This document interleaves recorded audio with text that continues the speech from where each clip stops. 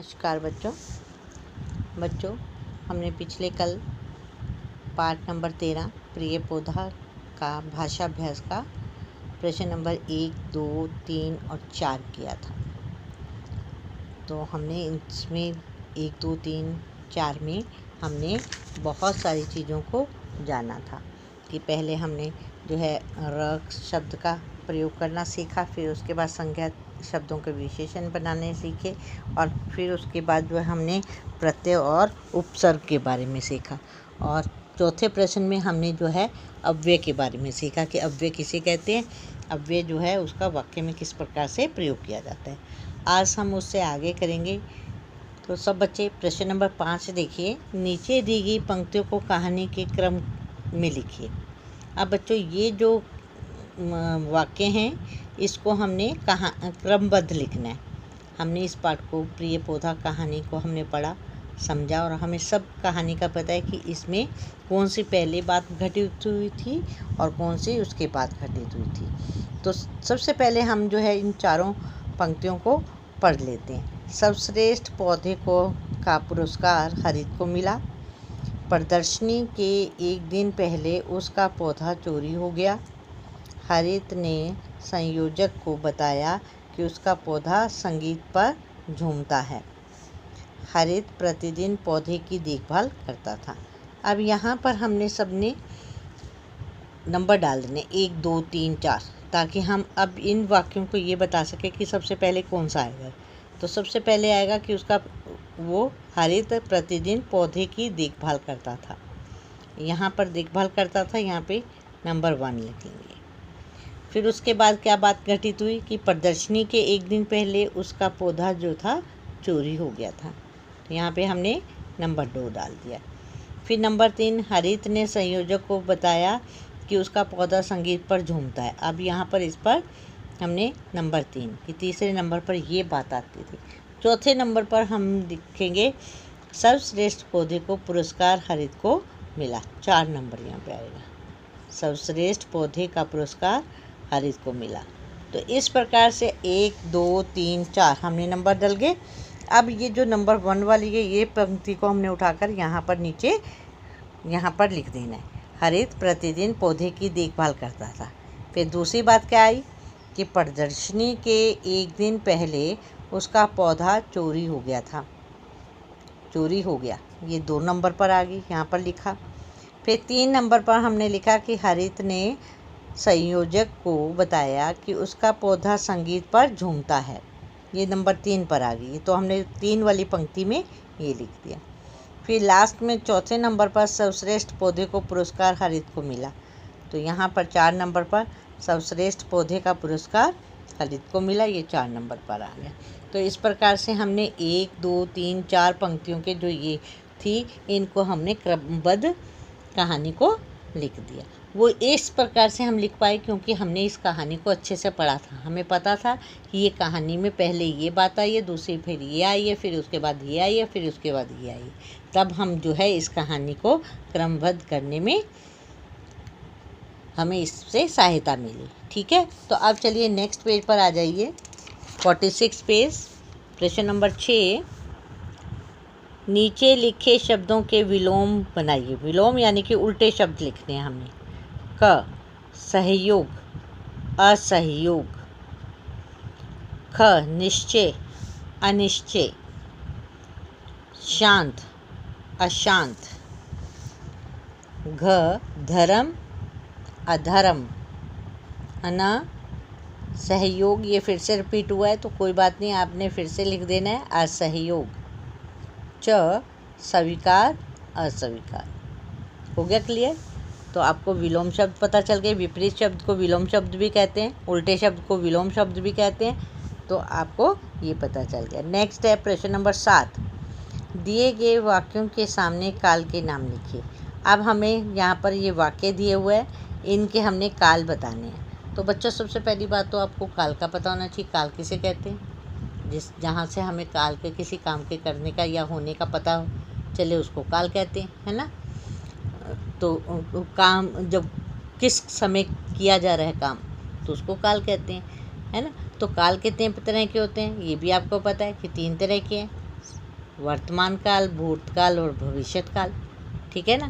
तो अब इन वाक्यों को हम पढ़ेंगे और उसके बाद जो है हम काल को सामने काल वाली लाइन में लिखेंगे।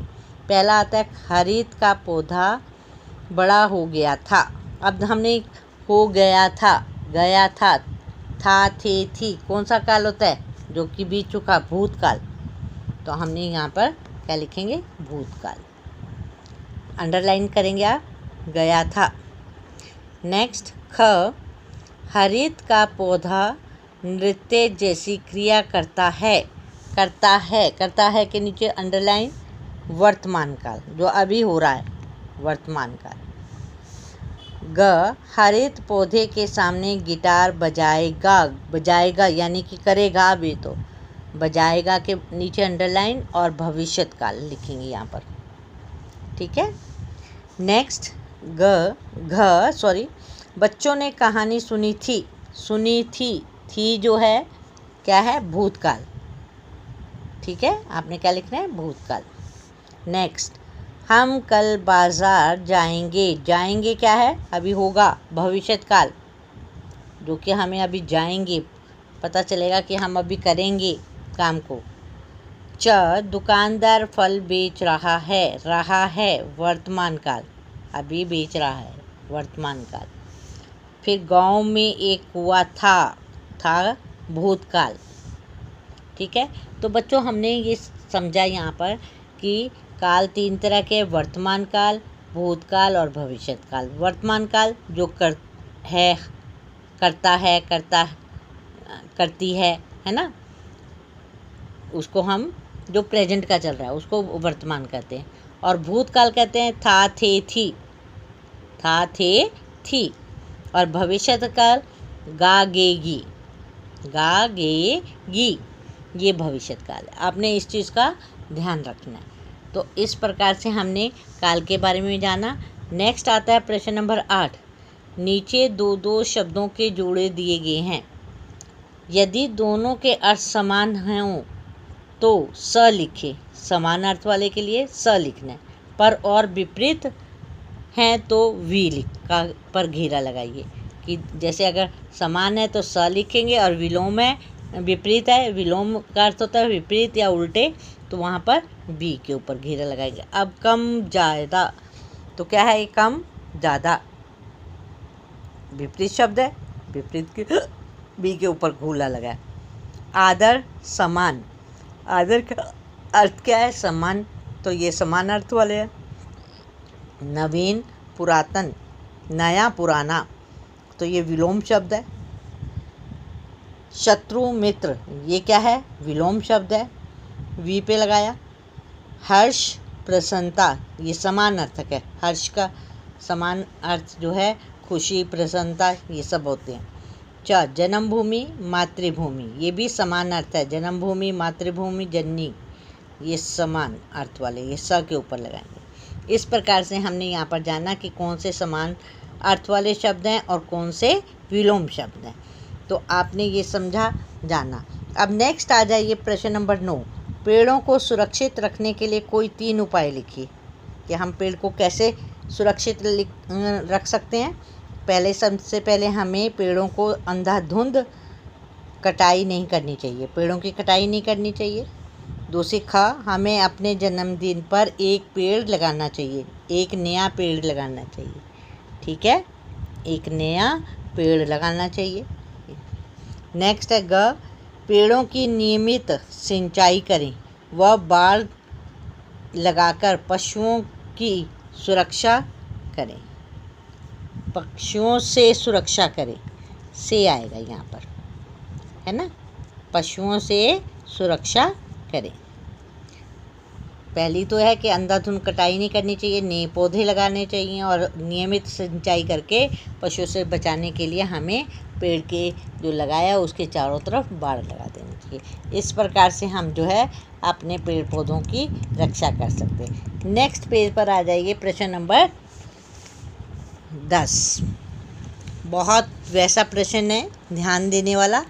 आज की परिस्थितियों को ध्यान में रखते हुए बताइए, यदि पेड़ पौधे बोल पाते तो हमसे क्या क्या कहते, एक अनुच्छेद रूप में लिखे। इस बच्चे ने लिखा हुआ है, मैं पढ़ के सुना रही हूँ।